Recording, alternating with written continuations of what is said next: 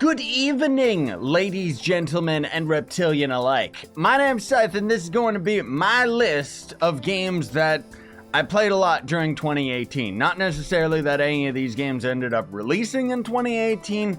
Some of them did, but most of all, I wanted to focus on the games that kept my attention and kind of give due diligence to these games that you guys may or may not have actually played. I know that this list is a little bit late. I'm sorry. I've never done a video like this before, so hopefully it's all going to end up turning out okay. Before we get into it, I would very much appreciate if you would hit that like button, and let's get started with my list of the top 11 games of 2018. Before we get started with the actual list though, guys and gals, I wanted to have an honorable mentions category where I just kind of skim through some games that I do think are worth checking out. One of these is Slasher's Keep. I remember supporting this game on Steam Greenlight years ago, and when it ended up coming out, I spent a lot of time with it. It's an absolutely breathtakingly beautiful game, with almost every texture in the game being completely hand-drawn by one dude who made the entire game. I think it's either one or two people, and it's basically a first-person roguelike with some really tight combat. Then we got Dark Devotion. This is a game that I did a video on the channel as well,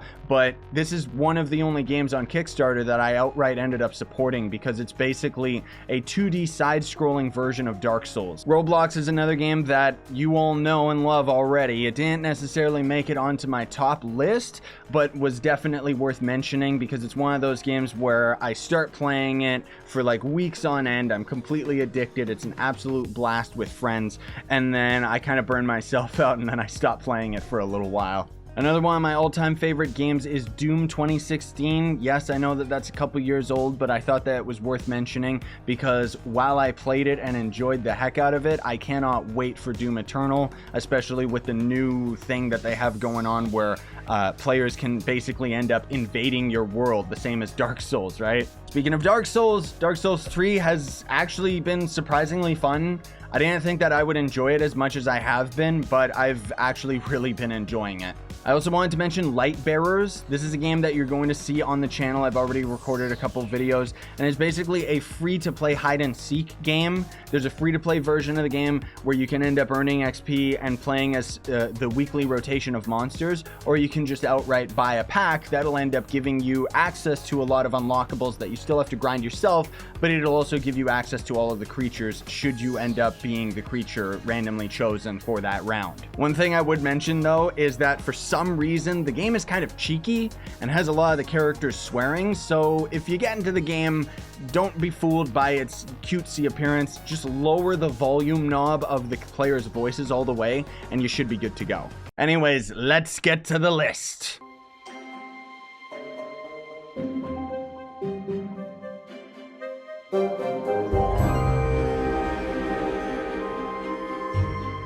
First up on the list is Pic Sark. This game was kind of a broken, beautiful mess. Pic Sark is like a lesser version of Ark. Simple graphics, same broken gameplay, and I'll be honest, the game kind of sucks.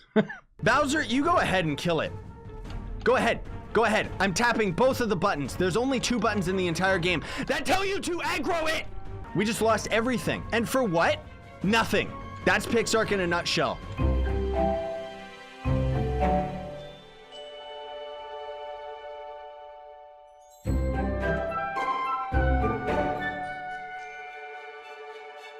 It was still a very fun ride for me. I don't know whether or not my experiences of the game in a positive light are more so because I got to record it, because playing it off camera might have been a little bit of an Uggles experience for me. I probably would have just got really frustrated and started cheating right away. The problem with the game is that it's completely unbalanced, and the developers unfortunately make this mistake with all of the copy and paste of Ark games that they keep making. Oh.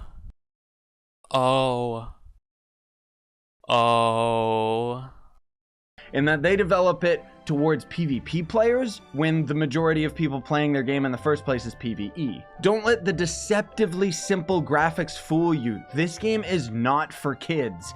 It's extremely difficult, and even more difficult than a lot of things in Ark, just because the game itself is pretty much a mod pack of Ark. Like, you end up having trouble climbing up 1-block spaces, dinosaurs get caught on things, and More so, that's where the fun starts coming into play, because as you start to learn ways that you can exploit the AI, you can start doing some really cool stuff.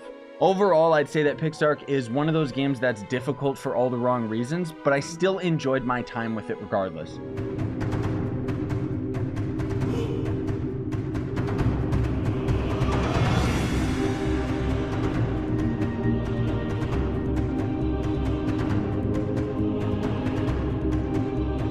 This game is amazing. To be able to pull off a Metroidvania game that is also a roguelike with permadeath and not make it a complete and utter mess is something crazy unto itself. I actually really enjoy roguelikes and challenging games, despite the fact that I don't really play any of them on the channel.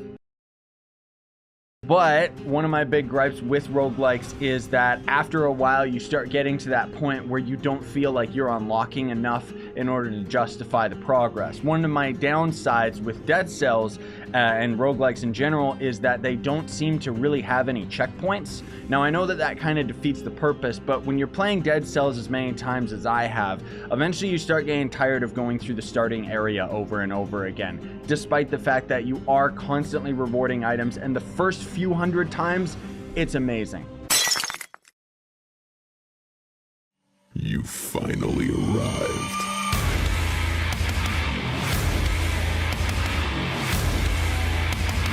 Dusk came out of nowhere, and I grew up with games like Doom, Hexen,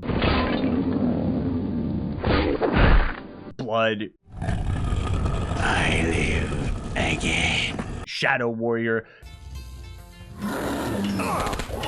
These are the grandfathers of shooter games, and Dusk actually keeps itself up with those.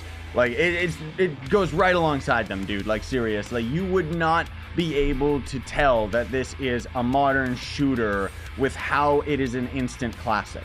It still keeps it a little bit fresh, though, with some new mechanics, like sliding on the ground is really cool, and being able to flip your character is really neat. Not to mention, you can also downscale the graphics to look very retro, instead of having things, nice and crisp on old-looking texture models. I'm most of all really excited because Dusk is actually promising a co-op mode later in the year, and that, to me, is just, that's gonna throw it over the top. Hitman 1 and 2. Now, before we get into Hitman, I gotta give you guys a little bit of a backstory. One of my all-time favorite games growing up was the Splinter Cell series. There's something about it that is extremely nostalgic for me. I think also around that time, I was just starting to be a little bit older and start understanding games to a different level and start really coming into my own with the games that I actually enjoyed. And because of that, Splinter Cell has a lot of nostalgic value for me. I even have one of the Splinter Cell themes as a ringtone on my phone, and every single time I start hearing that song, it just kind of makes me think of better days. Not to say that I'm not enjoying my life right now, but now I'm an adult. I have responsibilities. Back then, there was a nice naivety to be able to just play games for hours on end. Now, unfortunately, the Splinter Cell series kind of suffers from the same as the Assassin's Creed series, where Ubisoft decided to franchise it and kind of make it modern.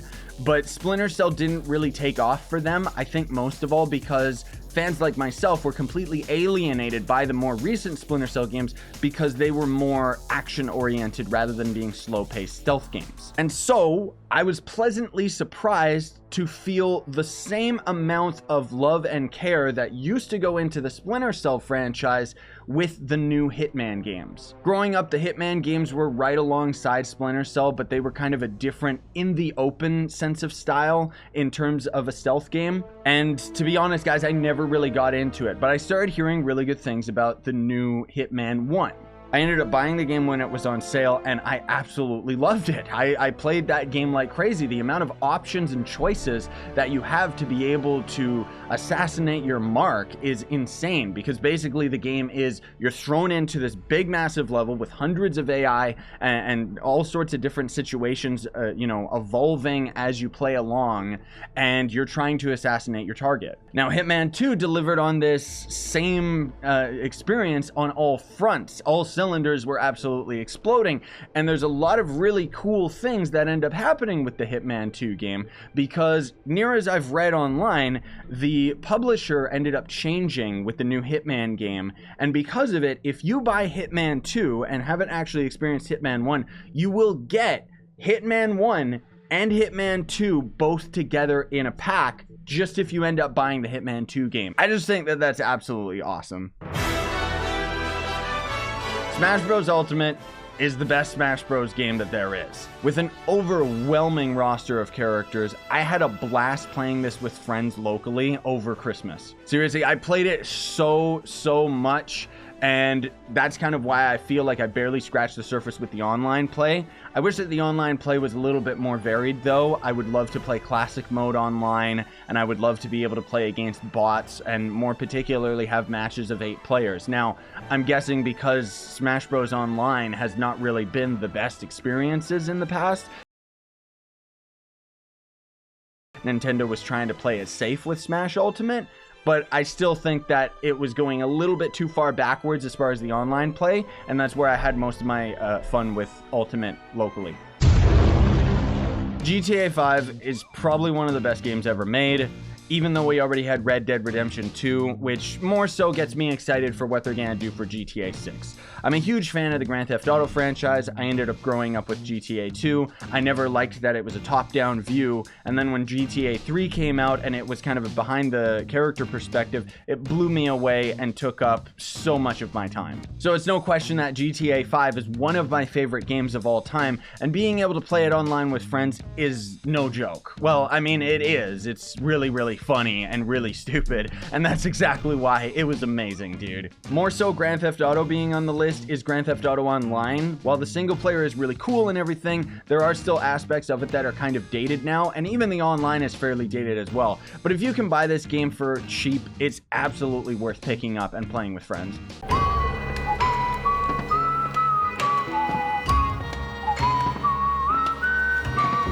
Obviously, Warframe was gonna be on the list. How could it not be on the list? Warframe's one of those games where I keep playing it for a little while and then I end up stopping. And I've still been struggling to this day with trying to find out what it is about the Warframe game that I've never really been 100% invested in. I think that a lot of it has to do with me being at that point in the game right now where I'm just borderline about to approach the end game of Warframe, but the end game is so overly complicated and requires so much hours of dedication, not only to learn the systems, but to also be able to be efficient and be able to actually grind all the daily things that you can end up doing with it, that it's just so daunting and overwhelming for me. And I think that's why every time I end up getting to that point, I just end up quitting.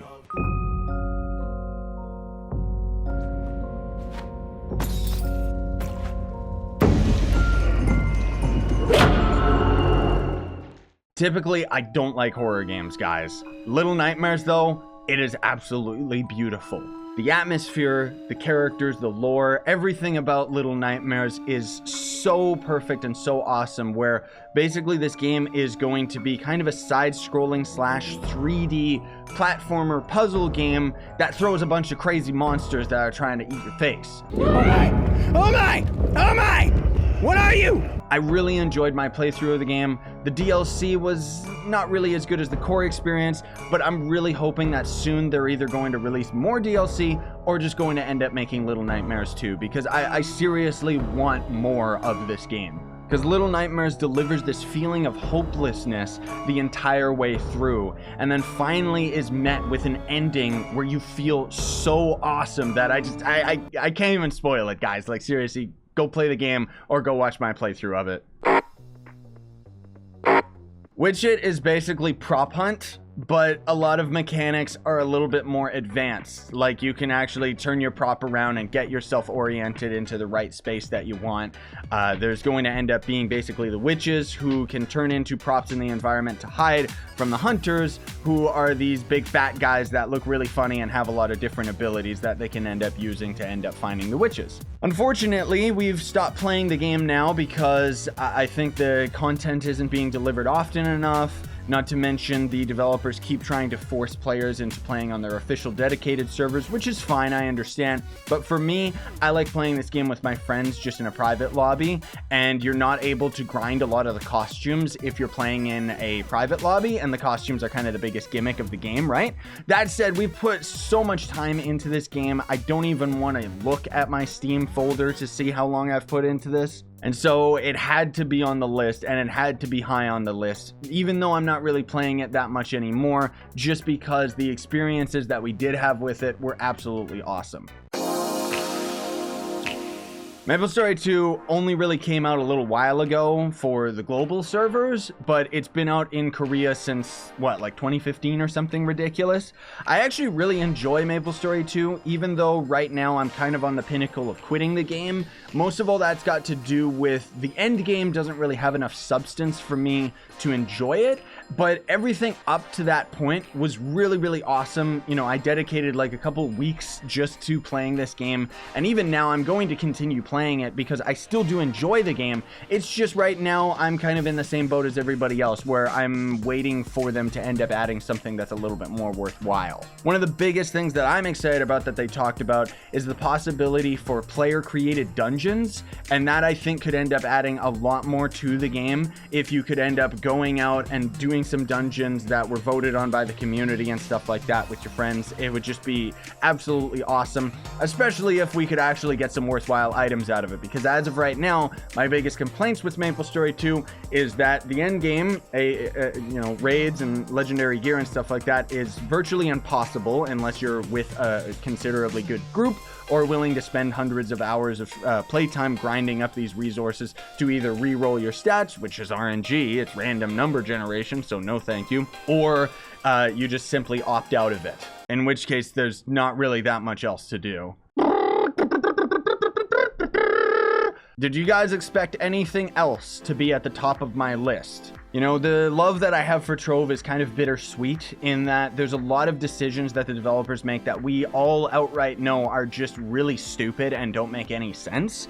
But that said, we still do have this game that we can all end up enjoying together. And one of the points that I would argue the most with Trove is that there's no other online game that delivers a simple combat system like Trove does. Maybe it's a little bit too simple for most people, but I most of all am talking about the over-the-shoulder third-person fighting game where all the classes end up feeling really cool and powerful at first anyways until you get to the end game. And I mean, just overall, I love the way that you control your character because it's like a third-person action game, but an MMO. Not to mention the way that you can get yourself involved with the community is just unprecedented in any other game. The fact that you can just join other people without having to go through the summonings and using all these stupid cash shop items to bring people towards you. Not to mention you can have a huge group of people, not just 4 people beside you and stuff like that. And it's just, that's the aspects of Trove that I love, is the fact that you can play with people as easy as that. I've been playing Trove for like 4 years on my channel. Obviously, it's just become something part of my daily living, just logging in, grinding the game, or streaming it and stuff like that. Trove isn't going anywhere, guys. That said, you know, I'm kind of looking for a replacement, but there hasn't really been anything that's topped Trove in my mind. I don't like Minecraft that much. And MapleStory 2, though awesome, kind of was a series alongside Trove, and now it's kind of being brought down a bit, and Trove's kind of taking the forefront again. But I'm really excited about Hightail. That one I think could end up being a Trove killer, or even a Minecraft killer. Thank you so much for watching, everybody. I again apologize that this video is so late, but hopefully next year I'll be able to slowly collect a list of the top games that I enjoy. I seriously do appreciate the positivity and support that I've been getting from you guys for such a long time. But either way, here's to a 2019. Hopefully we're going to end up having a better year of gaming. Resident Evil 2 was already awesome for me. I'm looking forward to replaying through it. I picked up Dark Souls 3, and we'll probably end up doing some videos of that before this ends up even going public to you guys. And I'm really looking forward to Anthem, as well as a bunch of other games later in the year. Hopefully they end up releasing.